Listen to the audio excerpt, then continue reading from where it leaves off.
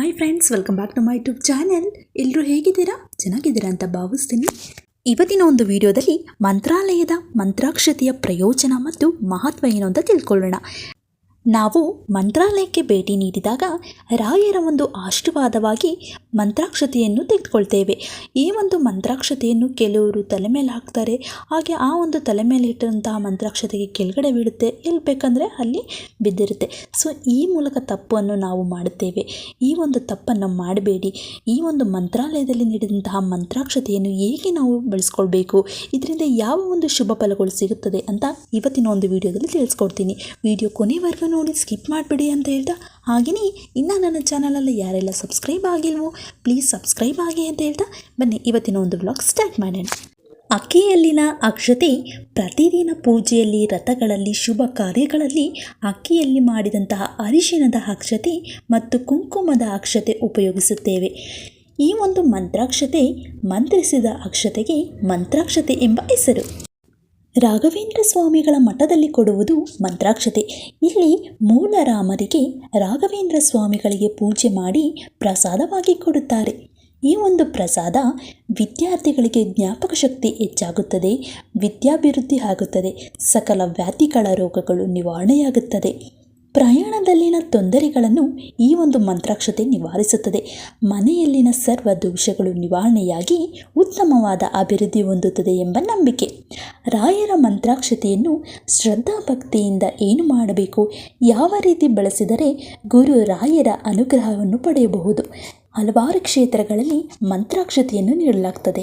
ಈ ಒಂದು ಮಂತ್ರಾಕ್ಷತೆಗೆ ಇರುವಂತಹ ಪ್ರಾಮುಖ್ಯತೆ ನಮ್ಮ ಮುಂದಿನ ಜನ್ರೇಷನ್ಗೆ ಗೊತ್ತಿರೋದಿಲ್ಲ. ಸೊ ಈ ಒಂದು ಮಂತ್ರಾಕ್ಷತೆಯನ್ನು ಗುರು ರಾಯರ ಮಂತ್ರಾಕ್ಷತೆಗಳಿಗೆ ಅದರದ್ದೇ ಆದ ಪವಿತ್ರವಾದ ಶಕ್ತಿ ಇದೆ. ಇಂತಹ ಪವಿತ್ರವಾದ ಮಂತ್ರಾಕ್ಷತೆಗೆ ಸಂಬಂಧಿಸಿದಂತೆ ನೀವು ಈ ರೀತಿ ತಪ್ಪುಗಳನ್ನು ಮಾಡಬೇಡಿ.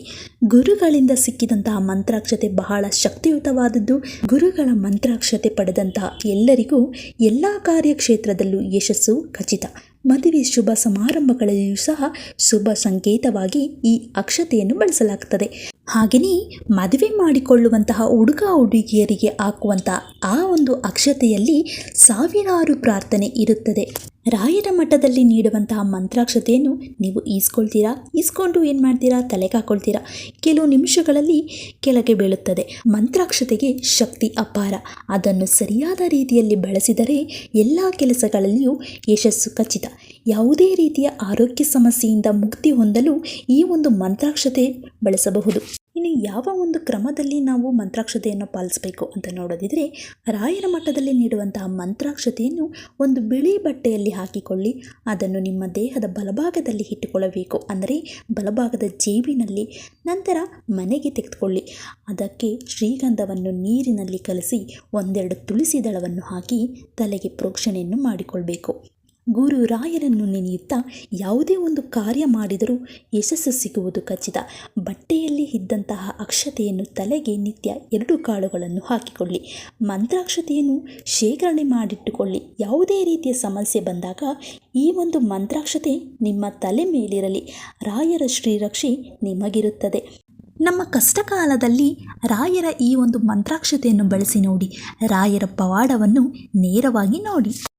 ನೋಡಿದ್ರಲ್ಲ ವೀಕ್ಷಕರೇ, ಇವತ್ತಿನ ಒಂದು ವಿಡಿಯೋದಲ್ಲಿ ರಾಯರ ಮಂತ್ರಾಕ್ಷತೆಯ ಮಹತ್ವ ಏನು ಅಂತ ಮತ್ತಷ್ಟು ವಿಷಯಗಳನ್ನು ಮುಂದಿನ ವಿಡಿಯೋದಲ್ಲಿ ತಿಳಿಸ್ಕೊಡ್ತೀನಿ.